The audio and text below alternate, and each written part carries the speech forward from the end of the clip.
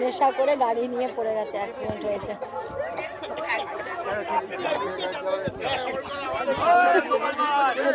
সেরকম সাজাতে হয়েছে। বাইকে অ্যাক্সিডেন্ট হয়েছে, এটা ওরা দেখাতে চেয়েছে।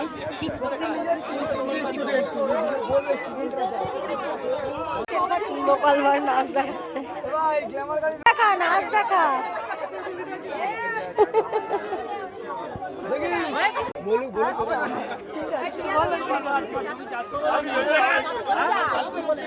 দই যা গোপাল ভাঁড়, দই দাও তো। উঠে পড়, সব উঠে পড়, হয়ে গেছে, আর করতে হবে না। বলছে গাড়ির তেলের খরচা উঠলেই হবে, বোতল ধরে নিয়ে যাচ্ছে। এত সেজে গুজে এসেও আর হলো না, হয়ে গেছে, আর হবে না, অনেক লেট হয়ে গেল। এখন আমরা ফাইনালি বাড়ি যাচ্ছি, খেলাধুলা কমপ্লিট। আর প্রাইজ দেওয়া টেওয়া সে আজকে হবে না, এখানে প্রাইজ দেওয়াগুলো আমরা মার্চের 1 তারিখে পুরস্কার বিতরণ, আমরা আমাদের প্রতিযোগিতার পুরস্কার বিতরণী করব।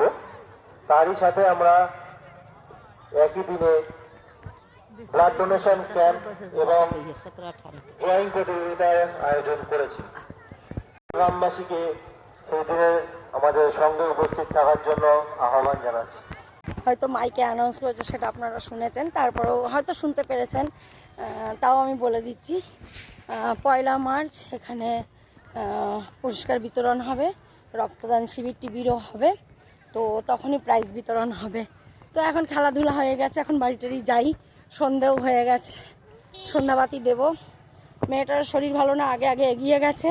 আর এখানে একজনের একদম খাঁটি খেজুরের গুড় দেয়, তো খেজুর গুড় এখান থেকে একটু নেব, ঝোলা গুড় যেটাকে বলে, ওই ঝোলা গুড় একটু নেব, নিয়ে বাড়ি যাব। তা আমার তো ঝোলা গুড় আর পাটালি দুটোই আমার বাড়ি রয়েছে, কিন্তু এই যে ঝোলা গুড়টা নেব, এটা একজনের বাড়িতে পাঠানোর জন্য। তার মা অসুস্থ থাকে, চিনির মিষ্টি খাবে না, তো ওই গুড়ের মিষ্টিই খাবে, উনি খুব মিষ্টি পছন্দ করে, তাই তো এখন এই পর্যন্ত বন্ধুরা, আবার আগে আসছি। এই যে 500 ঝোলা গুড় নিলাম, ঠিক আছে, নাও আটকে দাও। ফাইনালি বাড়ি চলে এলাম, ঝোলা গুড় নিয়ে সন্ধ্যাবাতি দেওয়া হয়ে গেল। এবার একটু বসে নিই, রেস্ট নিয়ে নিই, তারপরে রাতে রান্নাবান্নার জোগাড় করব।